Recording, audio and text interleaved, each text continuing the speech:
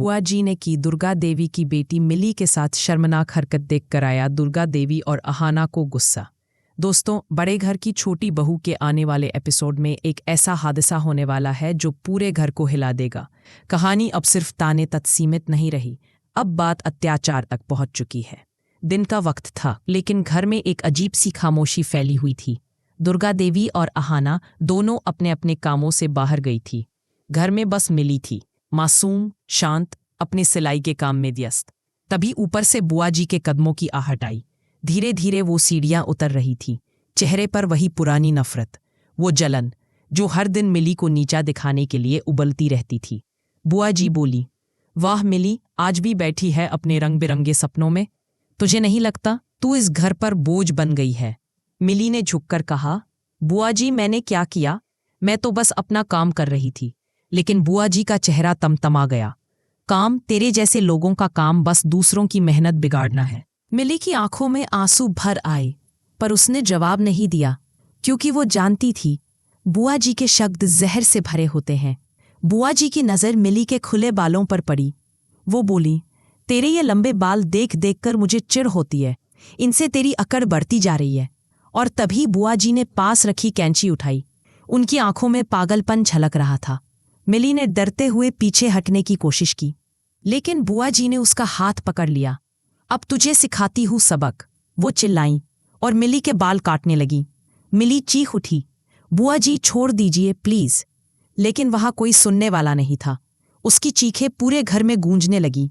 फिर भी कोई नहीं आया, क्योंकि घर खाली था, या शायद ऊपर वाला उस दर्द को देख रहा था जो अब आग बनने वाला था। तभी दरवाजा जोर से खुला। दुर्गा देवी और अहाना अंदर आईं और सामने का नजारा देखकर दोनों दंग रह गईं। मिली जमीन पर बैठी थी, बाल आधे कटे हुए, आंखों में डर, होठ कांप रहे थे। और सामने खड़ी थी बुआ जी, हाथ में कैंची, चेहरा गुस्से से लाल। बस, दुर्गा देवी गरजी, तुम्हारी हिम्मत भी कैसे हो? बुआ जी सकपका गईं। अरे मैं तो बस सिखा रही थी इसे थोड़ा सबक। दुर्गा देवी ने झपटकर कैंची उसके हाथ से छीन ली और बोली, ये मेरी बेटी है, मिली अकेली नहीं है, उसकी माँ जिंदा है, और जब माँ खड़ी हो तो कोई भी उसके बच्चे को चोट नहीं पहुंचा सकता।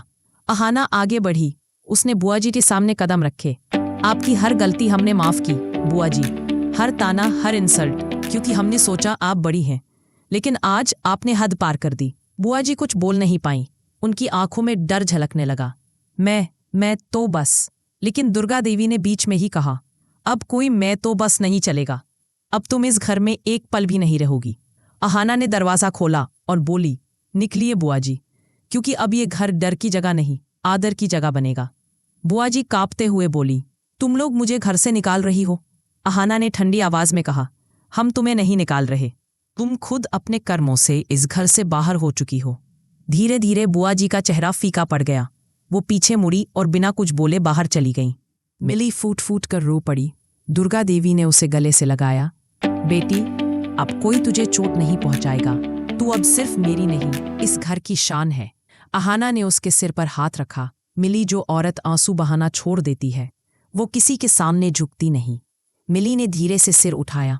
उसकी आंखों में डर नहीं, बल्कि एक नई चमक थी, जैसे उसने अपनी माँ और बहन से न्याय की ताकत पाली हो। अगले दिन घर का माहौल बदला हुआ था। दुर्गा देवी ने कहा, अब ये घर वो नहीं रहेगा जहां औरतें ताने सुने, अब ये घर वो होगा जहां औरतें सुनाई देंगी। अहाना ने कहा, माँ, आज हमने सिर्फ मिली की नहीं, हर उस औरत की लड़ाई लड़ी है जिसे कभी दबाया गया। दुर्गा देवी मुस्कुराईं, और जब औरतें एक साथ खड़ी होती हैं तो वो किसी के लिए तूफान बन जाती है। मिली ने अपने कटे हुए बालों को आईने में देखा। पहले उसे ये चोट लग रही थी, लेकिन अब वही कटे बाल उसकी ताकत बन चुके थे। उसने मुस्कुराकर कहा, अब कोई मुझे तोड़ नहीं सकता। दुर्गा देवी और अहाना ने एक दूसरे की तरफ देखा।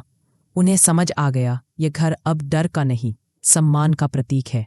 अगर आपको भी लगता है कि अहाना जैसी बहू हर घर में होनी चाहिए, तो कमेंट में लिखो, जय अहाना। अगर आपने भी कभी झूठ और साजिश के खिलाफ खड़े होकर सच का साथ दिया है, तो कमेंट में लिखो, मैं भी अहाना की तरह हूं।